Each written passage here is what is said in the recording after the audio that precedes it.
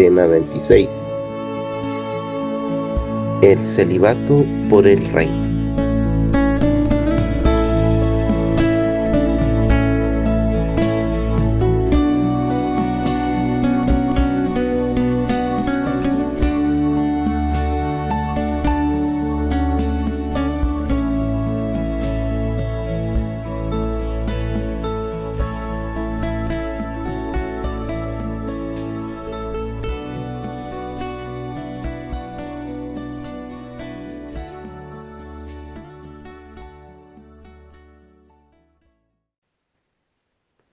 Queridos hermanos, el otro día un caballero me dijo que los curas están equivocados al no casarse, porque la Biblia dice que Dios bendijo al hombre y a la mujer diciéndoles: sean fecundos, multiplíquense y llenen la tierra.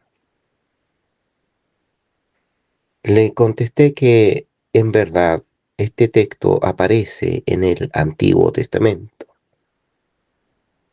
pero que los católicos no nos debemos quedar anclados en el Antiguo Testamento. Nosotros somos hijos del Nuevo Testamento y ahí hay claras indicaciones a favor de la virginidad religiosa. Además, Jesús mismo no se casó para así poder entregarse totalmente a su Padre y anunciar su mensaje. También tenemos el ejemplo del apóstol Pablo y otros más.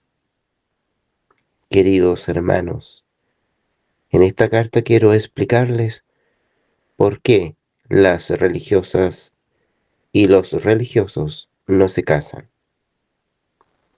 Les hablaré desde la Biblia y desde mi propia experiencia religiosa.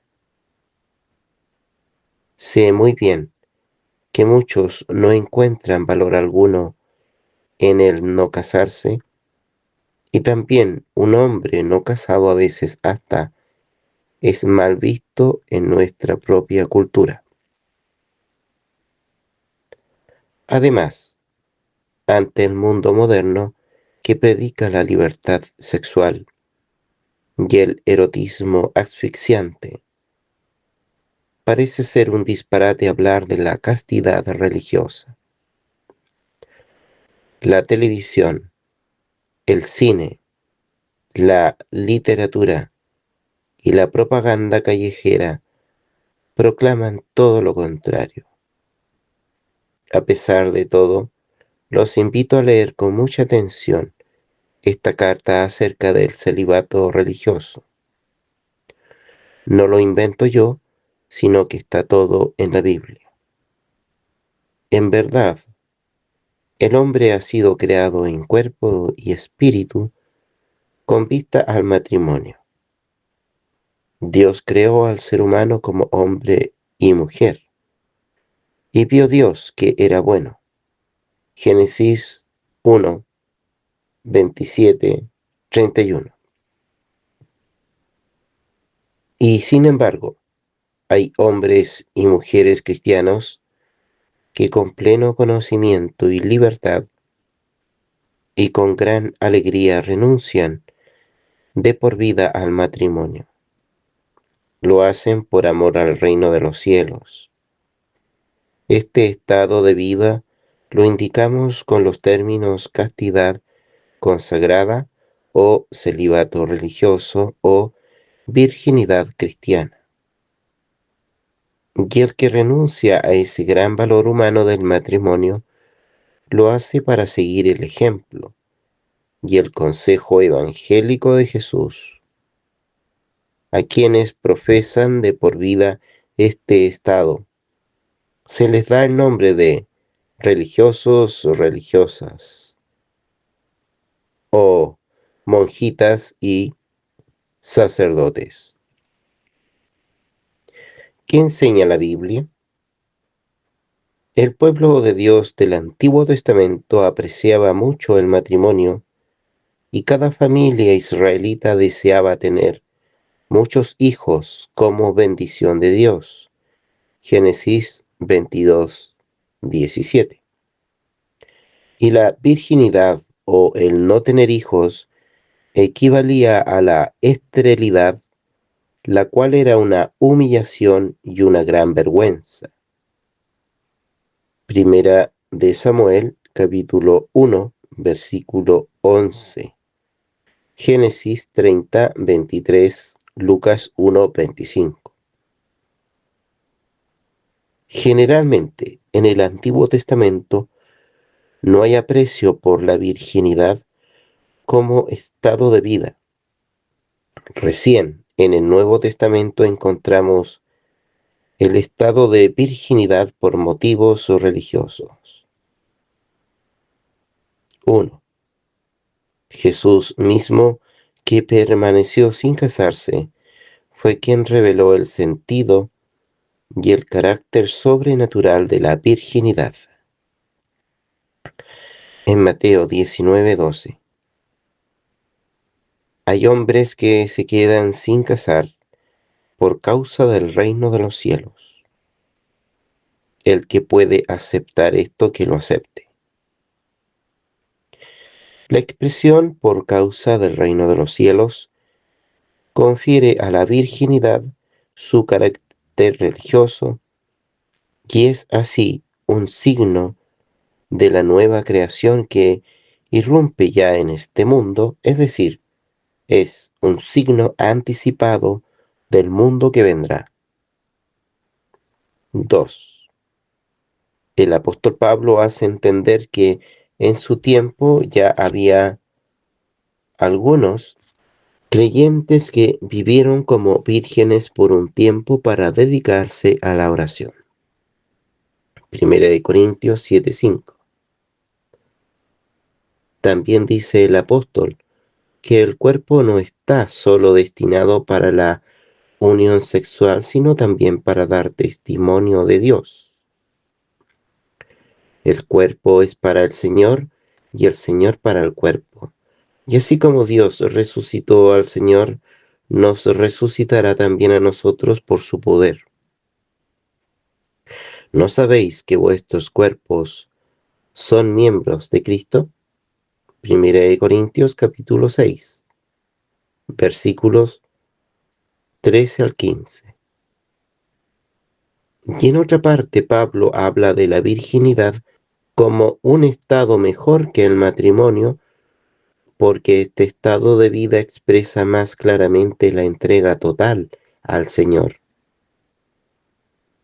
Primera de Corintios capítulo 7, versículos 32 al 35.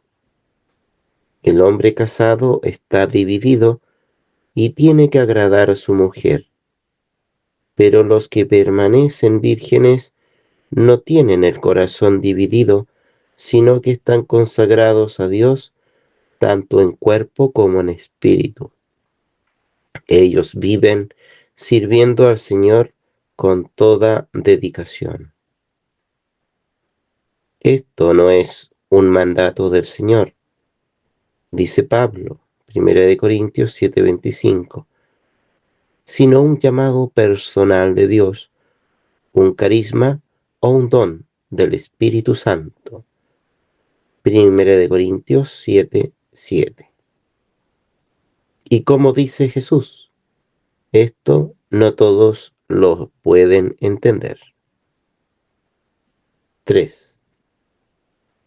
La virginidad es un signo del mundo que vendrá.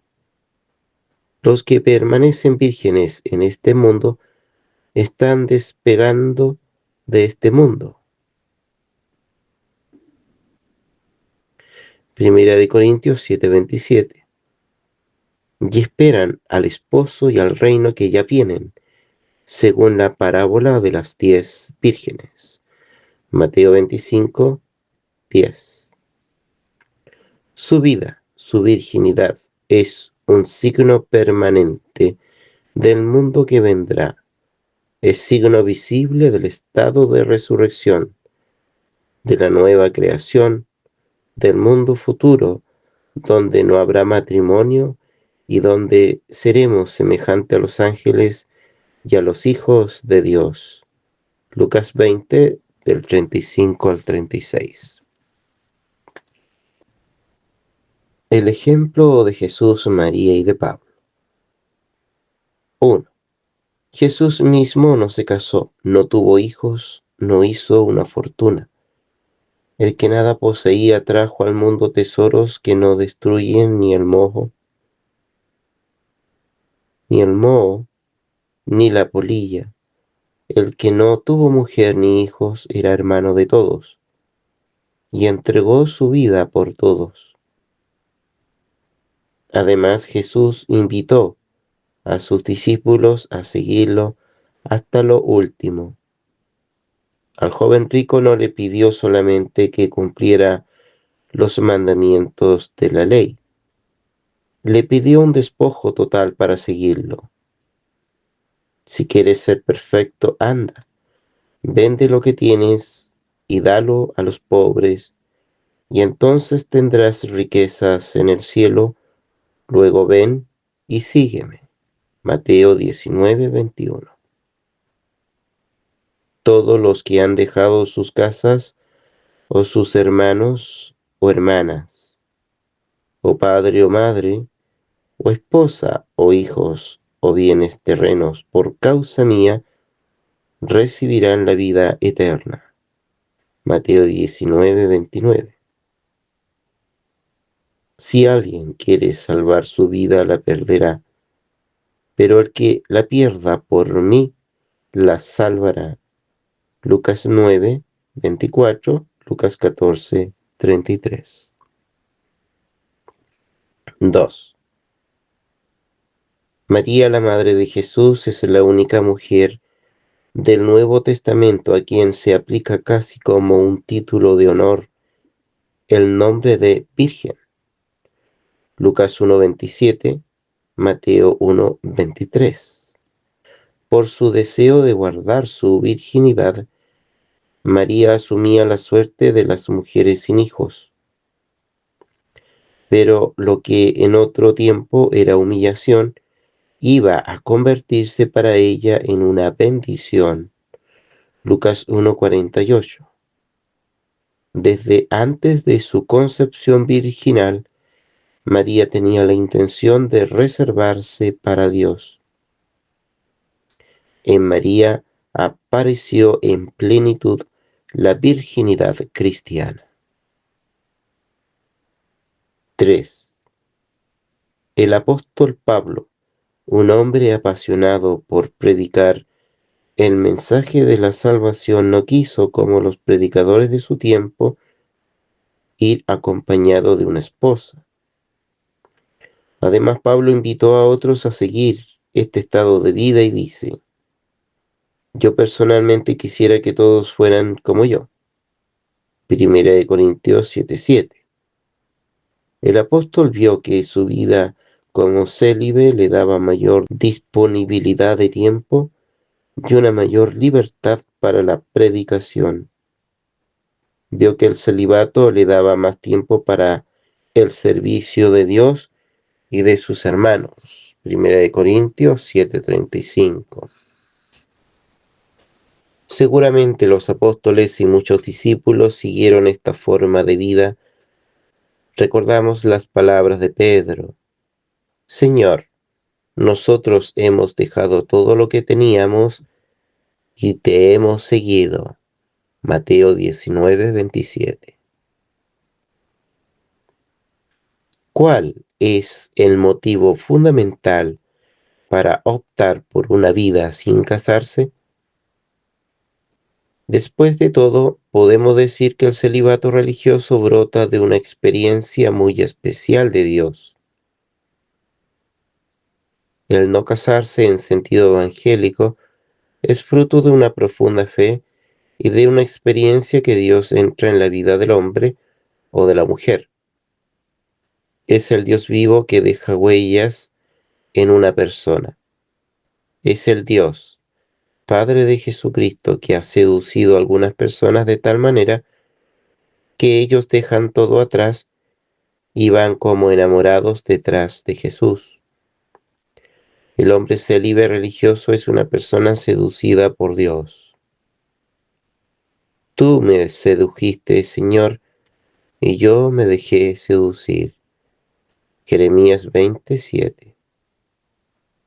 Desde el momento que llega Dios a la vida del religioso, todo cambia. El hombre religioso deja todo atrás, aún el amor humano, porque simplemente ha llegado el amor. Dios vuelve a ser el único amor. Es como si de improviso aparece el sol y se apagan las estrellas. Dice la Escritura: Tú eres mi bien, la parte de mi herencia, mi copa. Me ha tocado en suerte la mejor parte que Dios mismo me escogió. Salmo 16, del 5 al 6. La religiosa y el religioso hacen aparecer a Dios como amor. Con su oración y su silencio quieren llegar a la fuente de todo amor que Dios ha manifestado en su Hijo Jesucristo. Quieren permanecer en celibato a fin de estar más disponibles para servir a sus hermanos y para entregarse totalmente al amor de Cristo. No hay nada más bello, nada más profundo, nada más perfecto que Cristo. He aquí el último núcleo de una vida célibe por el reino de los cielos. La castidad consagrada no es una vida sin amor.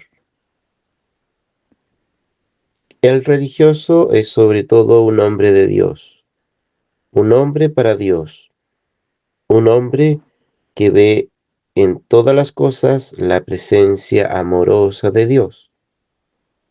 Es un especialista de Dios.